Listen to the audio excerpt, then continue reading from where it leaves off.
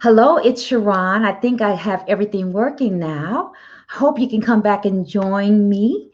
Wanted to spend a couple of moments with you to talk about ways to really evaluate our lives as states start to reopen and we start to go back to hopefully not our old normal, but to our new normal. So if you can take a couple of moments to join me, I'll make sure that I am sharing in my via my phone. And if you have a moment and if you would be so willing to share the broadcast, would really, really appreciate it. Let me make sure I am on here. I don't see me on, but I think that I am on. I'm using a software called StreamYard, so sometimes it does not show. So if you can hear me, can you just type so I know that you can hear me and see me? Because I don't see me on my phone, unfortunately. So I have 5 people joining me. I guess you can see me. I can't see myself. So I'm going to go ahead and get started. Well, today I want to talk about 4 different systems that we really need to consider before we start re-entering into our lives. And as these states open up, I think it's important for us to think about what we're doing so we don't continue to make some of the mistakes that we made in the past in our future lives. Good. I see that people are joining me. Again, I can't see your name because I'm using this new software. So I hope you have a piece of paper. I wanted to share a couple of things that I think will be very, very critical as we continue our lives under this new post-COVID or during COVID system. Okay. The first system I want you to really consider before you make any decisions is I want you to consider your belief system.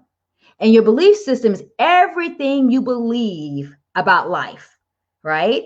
Because our belief system impacts our behavior, it impacts our actions.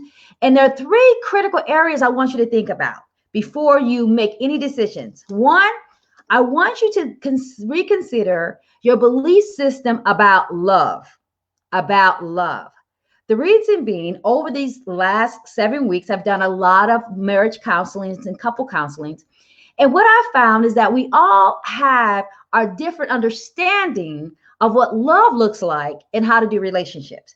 And none of our relationships or our understanding of love relationships have all the facts. Nobody, has the standard or the blueprint of how love needs to look. We do love differently with different people. So I want you to really sit back before you leave that partner, go get a new partner, get into another situationship, to really ask yourself, what do I believe? What is my belief system about love and relationships? What do I believe about how I need to experience love and show love? What do I believe about conflict? Do I have to become disconnected when I disagree? Am I willing to negotiate and compromise? What do I believe about love? Do I believe that love is a feeling or it's a choice that I should consider in good times and bad times?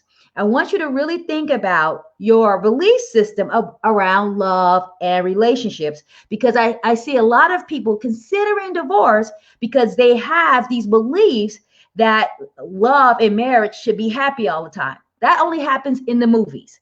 Relationships are always up and down, good times and bad times. Sometimes you like the person, sometimes you don't. Sometimes you want to make love to the person, sometimes you don't want them to touch you. It's all about relationships, right? It's all about love. It's a lot of this and that. And it's a lot of give and take. So I want you to consider, before you make a decision, what is your belief system around relationships, marriage, situationships, whatever you got with your boo. What do you believe about it? The second thing I want you to really consider your belief system around is money. What do you believe about money? So I think so many times we believe that we have to struggle, or that we believe that money is bad, or we believe that we can't make money, that we don't believe that we have the skills to generate the income that we want. We believe that we got to give our money away to be accepted. What do you believe about money? Do you believe that you should make money and spend everything you have, save money, invest money? I think it's time to really think about, before you make another decision, what do you really think about money? What are your money mindsets? What did you learn about money? How do you handle money? How do you respect money? How do you treat money? How do you earn money? How do you share money? What do you think about money? Do you think that money equals power? Do you think that whoever has the most gold makes all the rules? I know it looks like that in America, but what do you think about money? I want you to think about that. The third belief system I want you to think about is, what do you think about faith? I have, over the last 7 weeks, people have really told me that they're really starting to reconsider their faith tradition. Happens because the truth is, many of us have outgrown the faith tradition or the faith beliefs that we were brought into, right? Some of us don't believe that God is the He. God, it might be God. God is source. Some of us don't believe in all the tenets of Christianity or Judaism or Islam. What do you believe? So many times we feel that we don't have a right to question our faith, but you do. You don't have to believe in the same God in the same way that your parents believe. You get to choose. You get to have your own relationships. You don't have to follow all these laws and these rules because somebody told you it was right, right? We have to always work out our own salvation. And so many times we're so worried about someone telling us to go to hell. Nobody can send you to hell. And if they telling you, they're probably going to meet you there, right? Nobody can give you a ticket to hell or buy you a ticket out of heaven. Or maybe you don't think there's a heaven and hell. I do, but that's my belief. And I don't impose my belief on you. So I want you to think about, what is your belief system around faith? Are you still following something that you don't even believe? Because I find that some people feel trapped and imprisoned by a faith that they don't even practice, nor that they believe in anymore. And the fourth thing about your belief system, what do you believe about justice? We got to think about that, because we don't live in a just America at all, right? America is for the rich, by the rich, right? I hate to say that, but I want you to think about, what do you believe about justice? Because what you believe about justice will impact everything you do and everything you don't do. How you are in relationships, how you participate in the political process, how you spend your money. What do you believe about justice? So I want you to pause and ask yourself those 4 critical questions before you make any significant decision in your life. Because if not, you will make decisions off of limited data and disrupt your own deliverance. And what we don't want to do is disrupt our own deliverance or delay our own destinies because we're making decisions blindly without thinking. Everything needs to be interrogated. Everything needs to be examined and explored. We don't want to just go along to get along or follow beliefs because they're traditions, because all traditions are not good traditions. So again, what do you believe about money, relationships, faith, and justice? The second system I want you to really think about are your social systems, because some of us are engaging and committed to relationships that are too small. Some of us have big ideas, big ambitions, big goals, big perspectives, and we're trying to fit all of our bigness in these little microscopic relationships, and then we wonder why we're not happy. It is okay to understand that you have grown and that you cannot fit your big self, your big perspective, your big goals, your big vision in little relationships with people who are not growing. It doesn't make them bad people. It doesn't make you better. It means that you're on a different trajectory and you have a different calling and a different willingness to do the work. So I want you to really think about, do you have relationships that are too small? Are you allowing loyalty to be a leash? So what they were your friends in your 20s. Maybe they're not your friends now in your 40s and 50s. And we want to look at our social systems, not only with our friends, but our businesses. Because some of us are in business relationships with people just because they're popular. They're not profitable. They're popular. They don't have good principles. They have images. They don't have income nor integrity. They're cute, but they're totally clueless.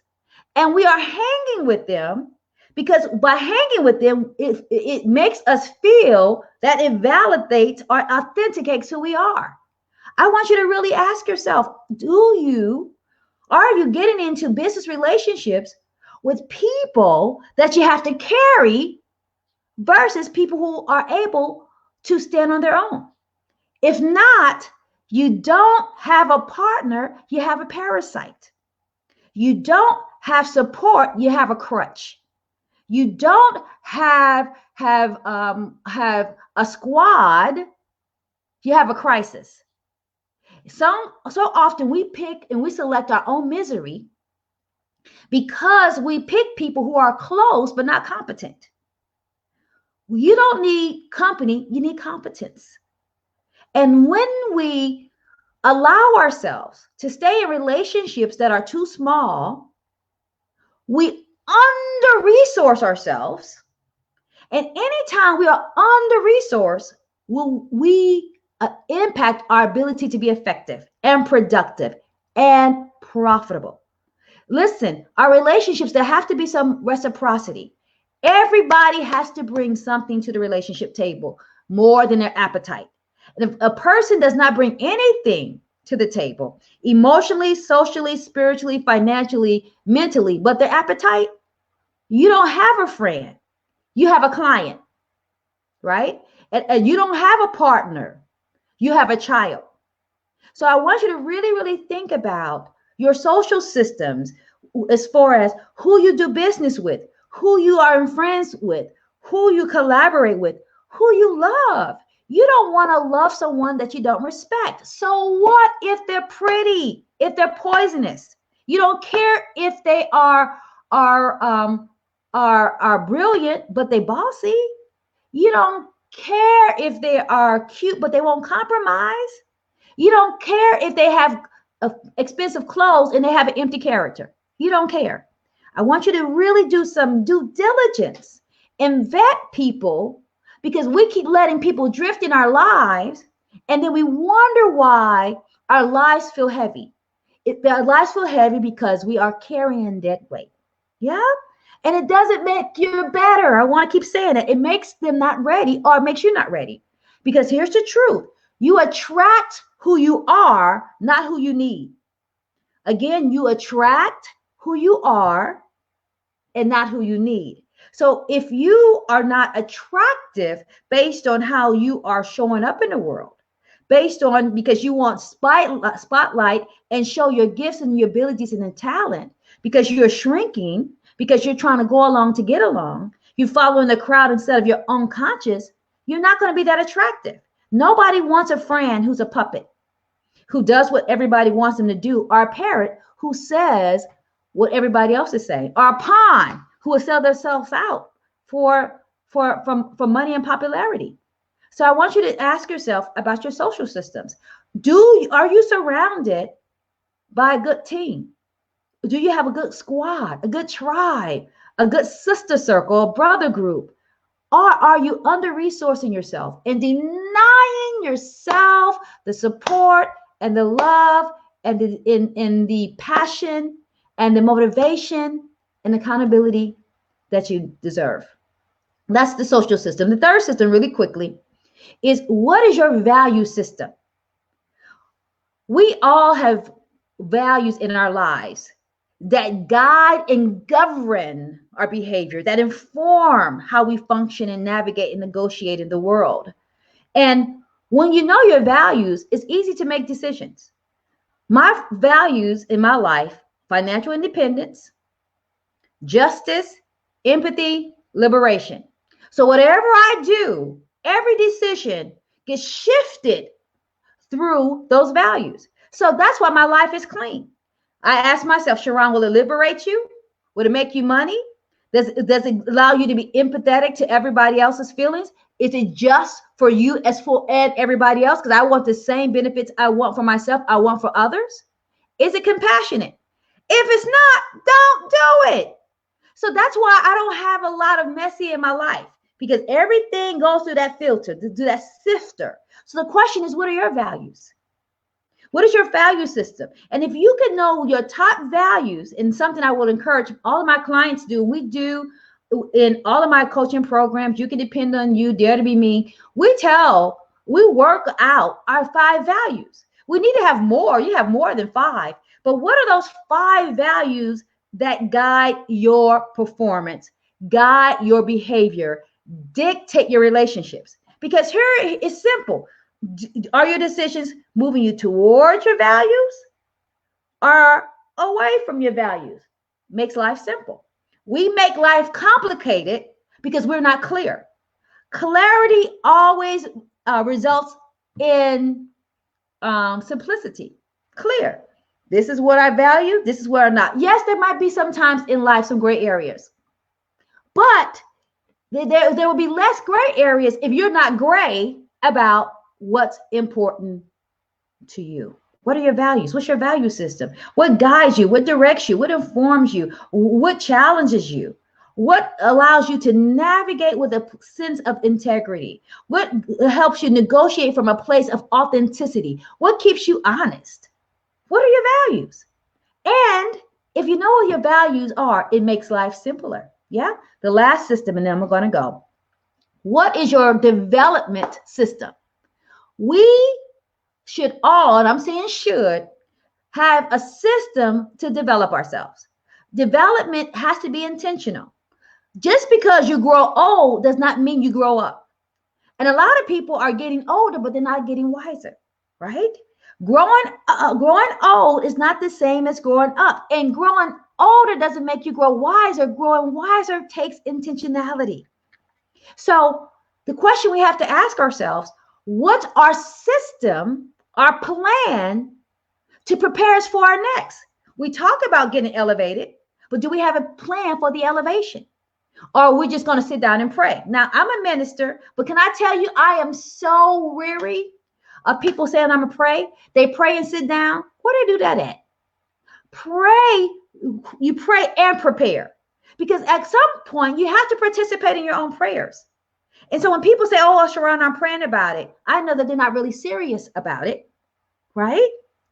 Because we all need to have some plans. So what are the 3 plans we have to make sure that we become who we have been created to be, and not who society has taught and told and tamed and tricked and terrorized to be, right? 1, we have to have a development plan so that we can know who we are, not who society says we are, not who the government says we are, not who our parents said we are, not who all these labels and credentials say we are. Who are we at our core?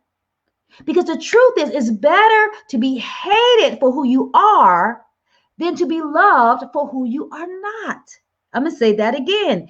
It is better to be hated for who you are than to be loved for who you are not. Why? Because if you're being loved for who you are not, it means that you are hustling, acting, and performing. And all of those things will leave you exhausted and depleted. Now, you can trick people and play for about 3 months. After that, it will drain you of your power, drain you of your purpose, drain you of your authenticity. And even though you think you're hiding, everybody else knows that you are being a liar, right?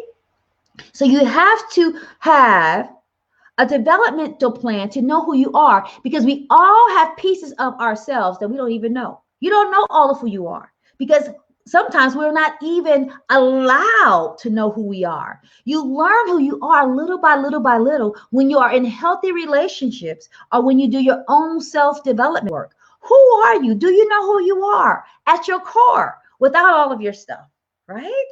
And are you challenging yourself to learn parts of you that you've never met before?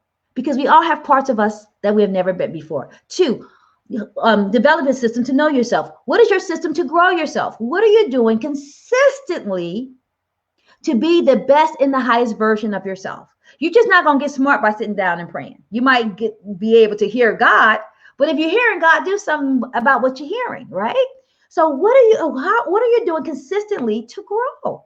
Are you going to coaching? Are you going to therapy? Are you reading a book? What are you doing? I find so many times people will invest heavily to get their hair done, but will invest nothing to get their head and their heart right. Without your head and the heart right, it doesn't matter what you do.